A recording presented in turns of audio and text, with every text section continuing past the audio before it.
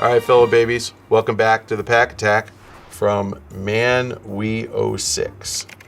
Now that E3 is over, do you think the rage around the new Xbox One's restrictions will fade away in the time period before its launch like it did with backward compatibility for the previous generation?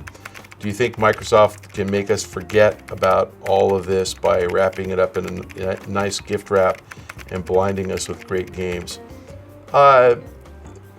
Rage, probably. I think the rage will probably dissipate. I think the consumer dissatisfaction with DRM is not going to go away unless Microsoft changes the policy or unless Microsoft does a far better job of communicating its intentions. And this isn't exactly what you asked, but I'm going to expand upon this, or expound upon this too.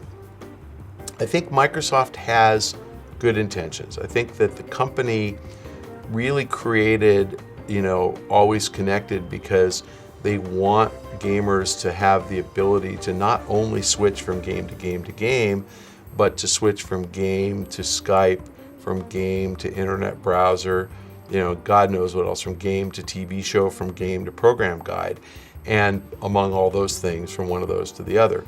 And you really can't do that without an internet connection. So the always on is to allow you to switch.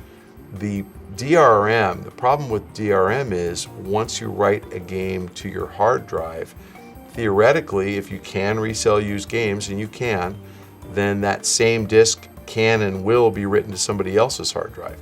And so what Microsoft must do is ensure the integrity of the relationship with the customer to make sure that once you sell your game, you can't play it anymore. So they want you to log on once a day, not just to use these switching capabilities, but to ensure that when the game is resold and written to a second hard drive, that the first copy, first download is wiped out. And if they let you go offline for the next 6 months, theoretically you can loan the same game to 10 of your friends, and 10 of you will play the same game all at once, and the publisher gets screwed. So I understand the DRM. I think it was communicated poorly.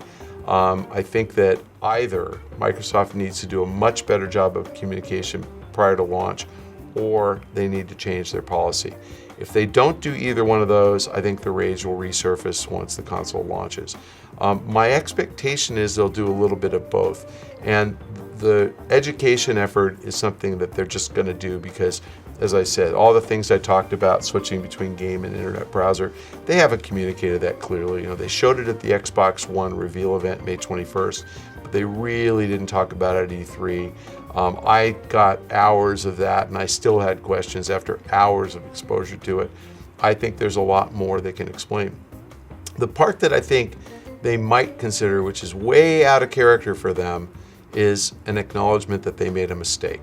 And I think, in this case, Microsoft's been a bit paternalistic. You can look that word up in the dictionary, but it means they're making decisions for you because they think they know better. And the truth here is they actually do know better.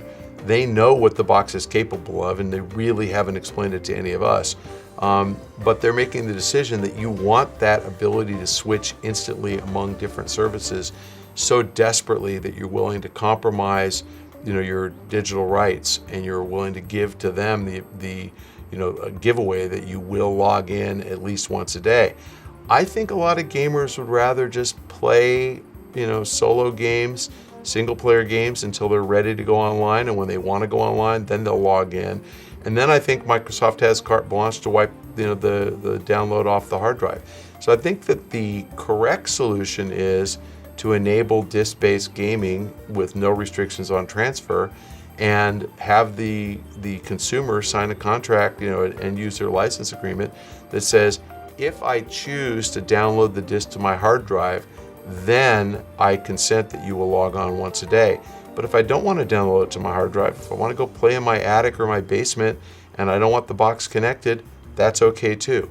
Now, the reason I think that this is something Microsoft can do, it's not necessarily something they will do, but they can do, is there are a lot of people in the military, US military, who are stationed in places where internet access isn't convenient, and they're not going to be able to get on all the time. And that's like 2 million people in the military. My guess is 1 million of them play games. I think Microsoft wants these people to be, keep playing games, because when they get out of the military, they're going to buy Xbox Ones and they're going to buy a lot of games. So I think you need that military-based solution, which will be disk-based only, no instant access, no writing the hard drive. I also think Microsoft respects the rental market. The concept of try before you buy actually means a lot to a lot of people. I don't think they want that to go away. I don't think that's bad for the industry, for people to try games. And so I think they're going to come up with, as I said, a packaged goods only, DVD only solution that'll work for the rental market and work for the military. If they have that, why not make it generally available to everybody? So my bet is Microsoft's smart enough to know that they made a mistake. They had no intention of incurring this type of wrath, your word rage. They would like to make everything right. They will absolutely certainly engage in some type of education effort to make it clear to people what they're trying to do.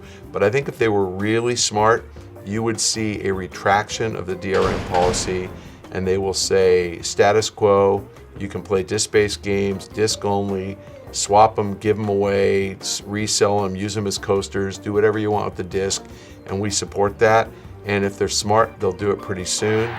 Taping this on June 18th, and I'm hoping that they do this, before November, but sooner is better. I think the sooner they kind of retract the policy, the better for them. Good luck to you. If Microsoft doesn't, then I understand why you favor a PS4.